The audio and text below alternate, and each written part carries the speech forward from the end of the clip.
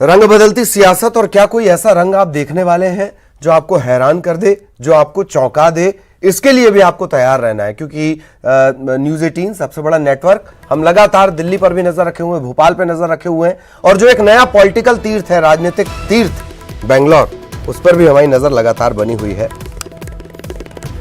तो घटनाक्रम एक बार फिर देख लेते हैं। शाम 5 बजे कांग्रेस विधायक दल की बैठक है, 7 बजे बीजेपी ने भी विधायक दल की बैठक बुलाई है, तो सभी जो है, और बड़ा घटनाक्रम बस वो आपकी स्क्रीन पर इस वक्त आने वाला ही है, वो हम आपको बताएंगे। मध्य प्रदेश में सियासी महायुद्ध, और क्या मध्य प्रदेश का यह सियासी महायुद्ध दिल्ली तक असर कर रहा है? दिल्ली में भी हलचल एकदम से बढ़ गई है, तेजी से बढ़ गई है। अमित शाह प्रधानमंत्री से मिलने के लिए पहुंचे हुए हैं, पीएम हाउस पहुंचे हुए हैं, मुलाकात करेंगे, जाहिरा तौर पर होली की शुभकामनाएं भी देंगे, रंग गुलाल लगाएंगे। अमित शाह गृह मंत्री पहुंचे हुए हैं पीएम हाउस प्रधानमंत्री मोदी से मुलाकात करने के लिए।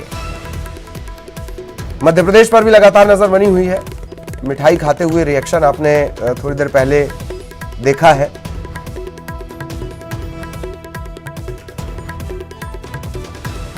पीसी शर्मा साहब का, और इन सब के बीच एक बड़ा अपडेट, प्रधानमंत्री मोदी से मुलाकात करने के लिए अमित शाह पहुंचे हुए हैं। क्या यही वो रंग था? जी नहीं, रंग बदल रहा है, सियासत के रंग में तब्दीलियां आ रही हैं।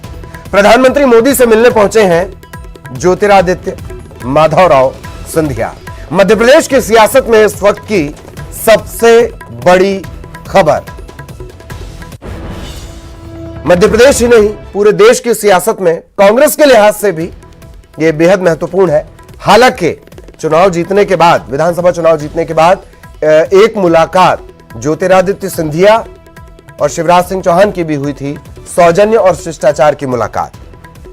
लेकिन जब सारे सवाल सिंधिया की तरफ देख रहे हों, जवाब के इंतजार में, वो पहुंचे हुए हैं प्रधानमंत्री मोदी से मिलने के लिए। अमित शाह भी प्रधानमंत्री से मुलाकात करने के लिए पहुंचे हुए हैं।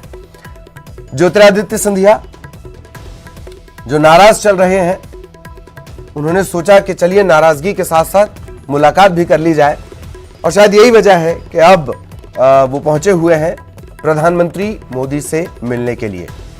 जाहिरा तौर पर ये एक तरफ वो तस्वीरें भी आप देख रहे हैं जब वो अपने घर से निकले थे, तेजी से उनकी गाड़ी निकल गई, सवालों के जवाब उन्होंने नहीं दिए, और अब खबर यह मिल रही है कि वो पहुंचे हैं प्रधानमंत्री मोदी से मुलाकात करने के लिए। होली का दिन है, रंग गुलाल लगाना, गले मिलकर बधाइयां देना, बड़ों का आशीर्वाद लेना, छोटों को स्नेह देना, यह सब होली में चलता है। क्या यही सब वजह है ज्योतिरादित्य सिंधिया के प्रधानमंत्री को मिलने की, उन्हें बधाइयां देने के लिए पहुंचे हैं?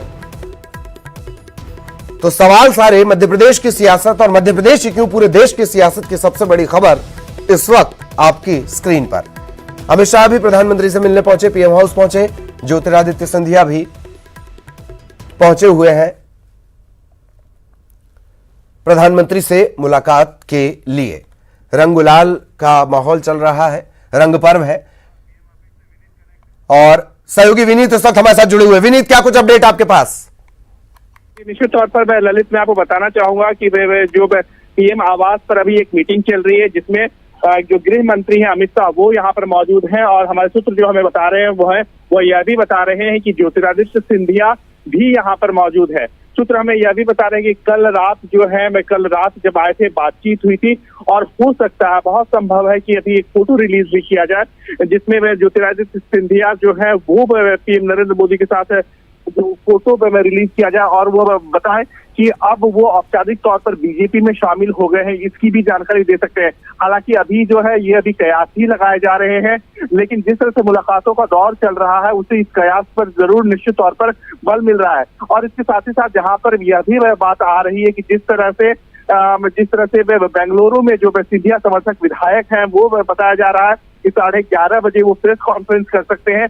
अगर वो 11:30 बजे प्रेस कॉन्फ्रेंस करते हैं तो निश्चित तौर पर इसी लगभग में प्रधानमंत्री के आवास पर जो बैठक हो रही है, ज्योतिरादित्य सिंधिया और अमित शाह और पीएम नरेंद्र मोदी की बैठक हो रही है, तो निश्चित तौर पर निर्णय ले लिया गया है। अब जो है वो अब औपचारिक ऐलान ही होगी और निश्चित तौर पर यहाँ पर प्रधानमंत्री आवास पर इस तरह की जो बात है वो यहाँ पर चल रही है। पूरी तरह से आगे का रोड मैप जो है वो तय किया जा रहा है। हमारे जो सूत्र हमें बता रहे हैं कि कल रात में भी ज्योतिरादित्य सिंधिया से प्रधानमंत्री नरेंद्र मोदी की मुलाकात हुई थी और उस मुलाकात के बाद अब फिर से एक मुलाकात हो रही है, यानी जो बीजेपी में आने के जो रोड मैप है वो तैयार किया जा रहा था, उस पर चर्चा हो रही थी। अब उस पर जो है वो मुहर लगाई जाएगी कि आखिरकार किस तरह से उन्हें बीजेपी में शामिल करवाया जाता है, क्या उन्हें पद दिया जाता है, क्या जिम्मेदारी दी जाती है और क्या उनकी भूमिका रहेगी, साथ ही साथ पार्टी कैसे आगे बढ़ेगी। अगर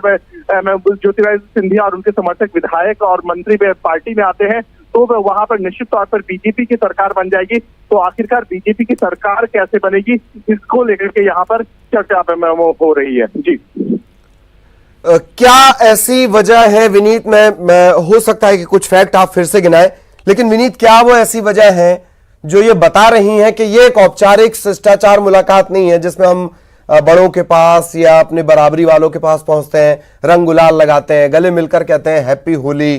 क्यों ऐसा नहीं लगता कि ये इस तरह की औपचारिक मुलाकात है, शिष्टाचार भेंट है, सौजन्य मुलाकात है? विनीत, मैं आपको बताना चाहूंगा कि इसे शिष्टाचार मुलाकात या सौजन्य मुलाकात नहीं कहा जा सकता, क्योंकि अगर हम अपने सूत्रों की माने, जो हमारे विशेष सूत्र है वो अगर बता रहे हैं कि पिछले 24 घंटे में कहना तो दूर की बात है, पिछले 12 घंटे में जिस तरह से दूसरी बार प्रधानमंत्री नरेंद्र मोदी से मुलाकात हो रही है, तो निश्चित तौर पर कहीं ना कहीं ये जो मुलाकात है वो पूरी तरह से औपचारिक नहीं है, बल्कि कुछ राजनीतिक गणित को या राजनीतिक समीकरण पर कहीं ना कहीं चर्चा जो है वो यहाँ पर हो रही है। इसके साथ ही साथ मैं आपको बताना चाहूंगा कि जो मुलाकात है वो शिष्टाचार जो मुलाकात होती है, वो जो मुलाकात होती है उसके मायने कुछ होते हैं।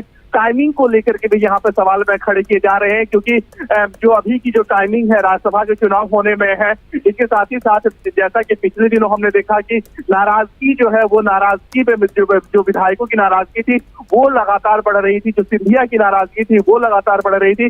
साथ ही साथ उन्होंने जिस तरह से खुला पत्र लिखा था, अपने सरकार का भी विरोध करने की बात कही थी और साफ तौर पे कहा था कि अगर जरूरत पड़ा तो वो अपने सरकार की भी वो विरोध करेंगे, सरकार के खिलाफ भी प्रदर्शन करेंगे। जिस तरह की उन्होंने बात कही थी, साफ तौर पर उन्होंने इशारा दिया था कि वो जो है वो जनता के हित में की बात करेंगे, जिस तरह से ज्योतिरादित्य सिंधिया ने कही थी, और अगर जरूरत पड़ा तो वो सरकार के खिलाफ भी प्रदर्शन करेंगे। तो साफ तौर पर यह दिख रहा है कि जिस तरह से ये मुलाकात हो रही है, कहीं ना कहीं वो इशारा कर रही है कि ये जो मुलाकात है वो उसके राजनीतिक मायने हैं। इससे मध्य प्रदेश की राजनीति में कहीं ना कहीं अंतर जरूर आएगा। जी, और जिस तरीके से विनीत आप जानकारी दे रहे हैं, क्या जो आपने जिक्र किया, जैसे गृह मंत्री अमित शाह वहां पर मौजूद हैं और ये मीटिंग चल रही है, कितना वक्त और लगेगा? आपने एक तस्वीर का भी अभी जिक्र किया कि एक तस्वीर बस आनी बाकी है। विनीत,